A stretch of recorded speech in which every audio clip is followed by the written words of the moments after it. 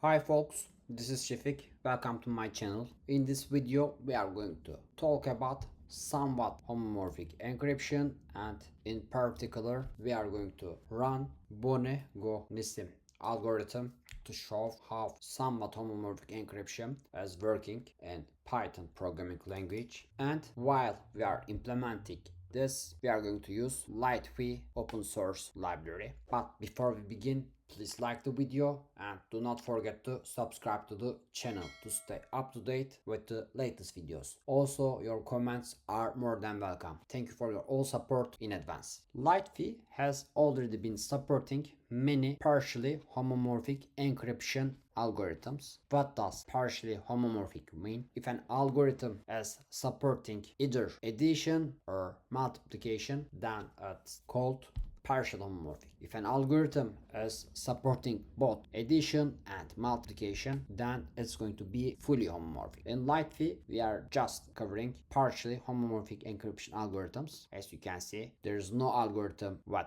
positive sign for multiplicatively homomorphic or additively homomorphic. If an algorithm is multiplicatively homomorphic in this table, then it's additively homomorphic column as negative. Otherwise, if an algorithm is additively homomorphic, then it's multiplicatively homomorphic column as negative. But there's an exception, and recently implemented boneh-goh-nissim algorithm as somewhat homomorphic encryption algorithm. It's not partial homomorphic. As you can see, it's additively homomorphic column as positive. This means this algorithm supports unlimited time of additions. On the other hand, it's multiplicatively homomorphic column as not negative, but it's also not positive. It's just one. This means this algorithm supports just one multiplication. Thereafter, you won't be able to perform any multiplication. So you cannot classify this as fully homomorphic because its multiplication capability is limited, but you cannot call it partial homomorphic because it supports both addition and multiplication. Let me try to explain this in practice. For instance,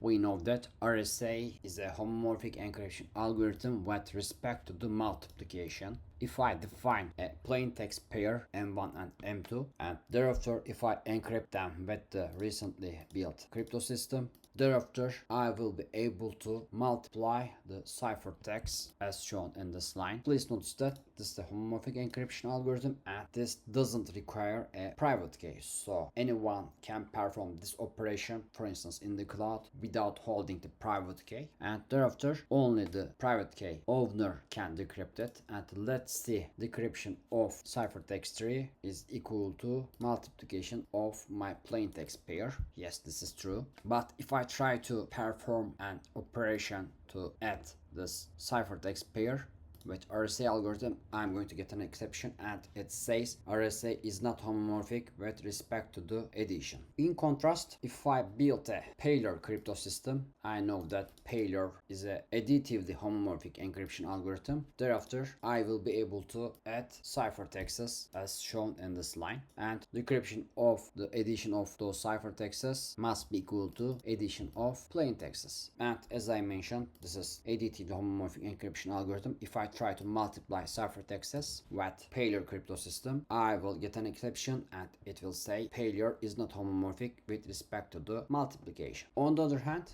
boneh-goh-nissim algorithm is somewhat homomorphic encryption algorithm. It supports both addition, unlimited addition, and just one multiplication. Let me show. If I build a boneh-goh-nissim, or shortly BGN crypto system, and if I encrypt this plain text pair with BGN algorithm, thereafter I will be able to perform both multiplication and addition, and I will not get any exception. Thereafter, that's the proof of work. Decryption of ciphertext 3, it comes from the multiplication of ciphertext pair. It must be equal to multiplication of plain texts. And similarly, decryption of ciphertext 4, it comes from the addition of ciphertexts. It must be equal to addition of my plain texts. And if I try to decrypt ciphertext 5, I will get plain text value 57. This must be equal to C4 was coming from addition of C1 and C2, so this must be equal to plain text 1 plus plain text 2, and here we also added plain text 1 again. this condition is satisfied. But here the difference of somewhat homomorphic encryption and full homomorphic encryption, this multiplication is not valid. BGN only supports multiplication ciphertexts once. Let me try to explain why it supports only one multiplication. We are using elliptic curves in the background of the BGN algorithm, and we are able to perform additions over elliptic curves easily. But if you want to perform multiplication, there is no operation defined over elliptic curves. That's why we are using pairing. You can think that we are moving our space G, which refers to the elliptic curve group, to the G target, GT, with pairing or after multiplication. When you perform a multiplication, you move to your space, in other words, but this will not allow to multiply you one more time, because if you multiply it again, this is going to move you to another space not defined here. So that's the reason why it allows only one multiplication. But also there is a trick.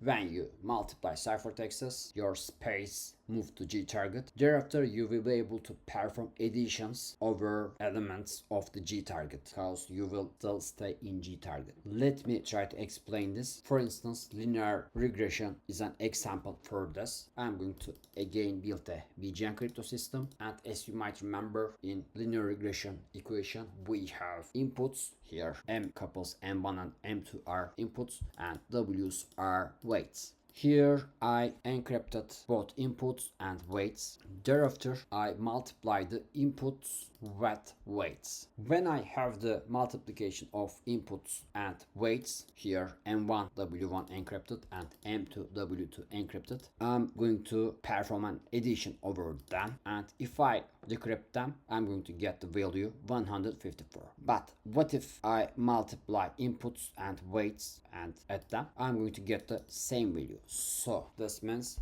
when I multiply values, here M1 W1 encrypted, these are over G target. Thereafter I will be able to add them. And another use case is dot product, or more commonly cosine similarity. Here I'm going to build a BGN crypto system again, and I'm going to define two vectors with 3 dimensions, and I'm going to encrypt my first vector and my second vector. Here I'm going to multiply values of each dimension. For instance, this is the first dimension values multiplication, dimensions values. I'm going to multiply each dimension value and add them. This is going to give me cosine similarity, and if I decrypt this, I'm going to get the value 23. On the other hand, if I multiply each dimension value and add them, I'm going to get the value 23 again. So even though multiplication is allowed once in the BGN algorithm, we are able to still perform additions over the G target group. What's more, we can also use BGN algorithm to calculate encrypted Euclidean distance. Here is a trick. Instead of directly calculating Euclidean distance, we are going to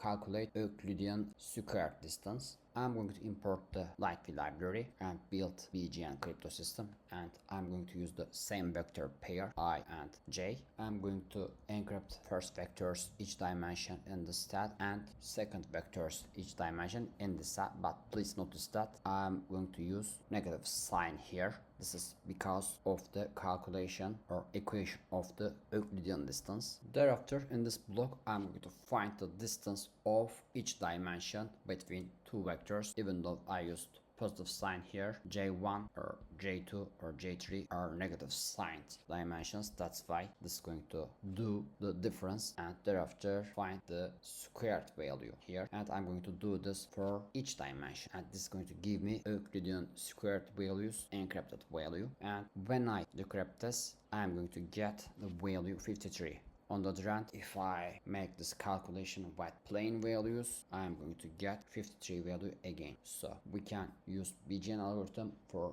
both cosine and Euclidean distance calculations. So in this video we explained somewhat homomorphic encryption algorithm and implement BGN crypto system with Lightweight library, and we showed the differences with partial homomorphic encryption algorithms. Also we showed its extended applications such as linear regression or dot product. If you like this enhancement, please start the Lightweight library because it helps me to reach much more people. Moreover, if you like this video, please like it and do not forget to subscribe to the channel. Also, your comments are more than welcome. Thank you all for watching and see you next time.